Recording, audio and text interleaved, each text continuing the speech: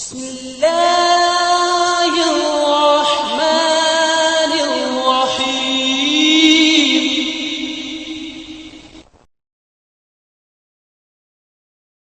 وقال ربکم ادعونی استجب لکم، اور تمہارے رب نے فرمایا مجھ سے دعا مانگو میں تمہاری دعا قبول فرماؤں گا۔ حضرات محترم، اسلامی طریقوں پر اگر نظر دوڑائیں تو ہمیں ایک بہت اہم چیز نظر آتی ہے۔ وہ ایک ایسی چیز ہے جو کسی دوسرے مذہب میں نظر نہیں آتی، اور وہ چیز ہے دعا۔ اسلام کا مزاج دیکھیے، کھانا کھانے سے پہلے دعا، کھانا کھانے کے بعد دعا، پانی پینے سے پہلے کی دعا، پانی پینے کے بعد دعا، وضو کرنے سے پہلے دعا، وضو کرنے کے بعد دعا، کلی کرنے سے پہلے دعا، چہرہ دھونے سے پہلے دعا، ہاتھ دھونے سے پہلے دعا، پاؤں دھونے سے پہلے کی دعا، بیت الخلاء جانے سے پہلے دعا، بیت الخلاء سے نکلنے کی دعا، سونے سے پہلے کی دعا، جاگنے کے بعد کی دعا، سواری پر سوار ہونے کے بعد کی دعا، پہلے کی دعا، آئینہ دیکھیں تو دعا، دودھ پیئیں تو دعا، چاند دیکھیں تو دعا، ستارے دیکھیں تو دعا، الغرض کہ ہر لمحہ دعا ہے۔ زندگی کی ہر لمحہ، ہر قدم کی دعا۔ اپنے رب سے خوب مانگو۔ دعا مانگنے کے فضائل بے شمار ہیں، احادیث پاک میں اس کے بے شمار فضائل بیان ہوئے۔ کہیں میرے آقا نے فرمایا کہ مومن کا ہتھیار ہے، کہیں اسے عبادت کا مغز فرمایا گیا، کہیں اسے بھلائی جمع کرنے کا ذریعہ فرمایا گیا، کہیں اسے دین کا ستون فرمایا گیا، کہیں اسے آسمان و زمین کا نور فرمایا گیا۔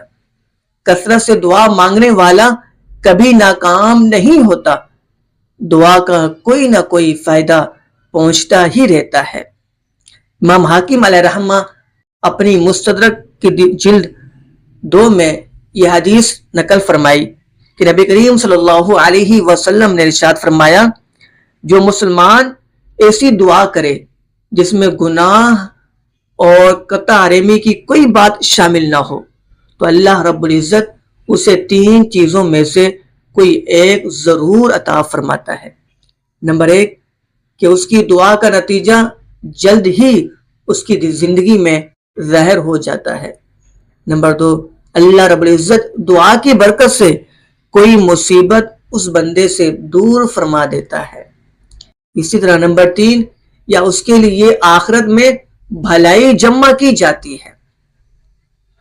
اسی طرح ایک اور روایت میں نبی کریم صلی اللہ علیہ وسلم نے ارشاد فرمایا کہ بندہ جب قیامت کے دن نامقبول دعاؤں کا اجر و ثواب دیکھے گا اور پائے گا تو تمنا کرے گا کہ کاش دنیا میں میری کوئی دعا بھی قبول نہ ہوتی۔ محترم حضرات، اس حدیث پاک سے معلوم ہوا اللہ رب العزت سے ہر لمحہ دعائیں مانگتے رہنا چاہیے، قبول ہوں یا نہ ہوں دل چھوٹا نہیں کرنا چاہیے، بس مانگتے رہنا چاہیے۔ قیامت کے دن ایک ساتھ بھلائیاں اور خیر عطا کی جائے گی۔ ہر دعا قبول ہوتی ہے، کسی کا نتیجہ فوراً مل جاتا ہے اور کسی کا بعد میں، نہیں تو پھر آخرت میں ان دعاؤں کا اجر و ثواب دیا جاتا ہے۔ تو اللہ رب العزت سے زیادہ مانگا کریں، وہ کریم پروردگار ہے، اس سے جتنا مانگیں گے اتنا زیادہ وہ خوش ہوتا ہے، اور نہ مانگنے پر وہ ناراض ہوتا ہے۔